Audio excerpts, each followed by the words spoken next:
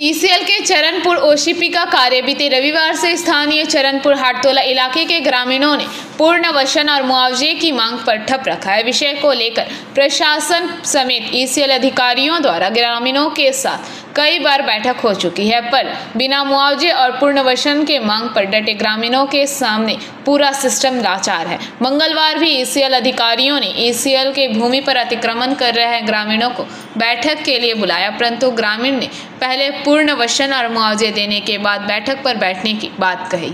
2 मई को ईसीएल कार्यालय के सामने प्रदर्शन की बात कही। बता दें कि बीते सोमवार मामले में बाराबनी प्रखंड वीडियो कार्यालय में एक अहम बैठक की गई थी और राज्य सरकार द्वारा ग्रामीणों को भूमि पट्टा देने की बात कही गई, जिसके लिए मंगलवार से भूमि का सर्वेक्षण कार्य शुरू किया गया। मंगलवार बाराबनी बीएलआरओ अधिकारी के अनुसार कार्यालय से दोमानी बाजार के समीप शर्मा पारा काशीडांगा क्षेत्र में सरकारी जमीन का निरीक्षण एवं सर्वेक्षण कार्य शुरू किया गया है।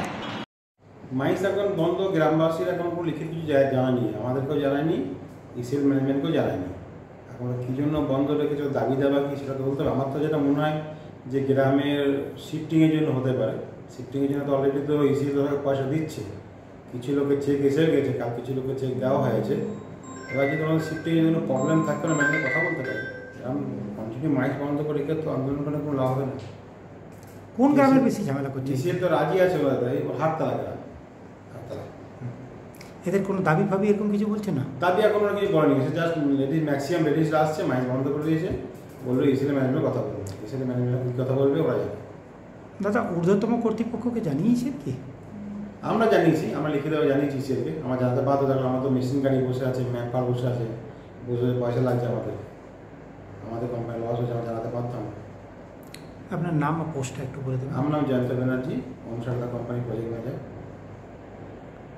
আচ্ছা, মানে অ্যাকচুয়ালি তো আমাদের ছিল 52 জন, তো তাদের মধ্যে আমাদের যেহেতু 33 জনকে এখানে দেওয়া হচ্ছে, বাকি যে আছে তারা কাশিডাঙ্গা সংলগ্ন ওইখানে যে এলাকাটা আছে ওইখানে থাকার জন্য তারা ইচ্ছুক, তাদেরকে ওইখানে পাট্টা ল্যান্ডে দেওয়া হবে। কাশিডাঙ্গা কোন পাড়াতে দিচ্ছে? কাশিডাঙ্গা ওই কোলপাড়া।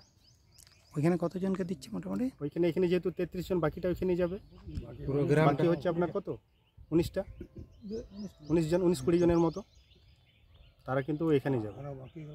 তাদেরকে ওইখানে ল্যান্ড দেওয়ার জন্য ইসিএল কর্তৃপক্ষরা রেডি হয়ে গেছে অলরেডি। ওই জায়গাটাও ফিলিংসের কাজ চলছে। টোটাল 100 কতগুলো ছিল? 134টা। টোটাল আমাদের গ্রামে তো 134টা ফ্যামিলি আছে, ঠিক আছে। তার মধ্যে যেগুলো ডকুমেন্টস দিয়েছে এতদিন পর্যন্ত তাদেরকেই এখন পর্যন্ত ইসিএল দিচ্ছে, বাকিগুলোকেও তারা শীঘ্রই পুনর্বাসনের ব্যবস্থা করবে হয়তো। सालानपुर से राहुल तिवारी की रिपोर्ट, पीवीटीवी न्यूज़।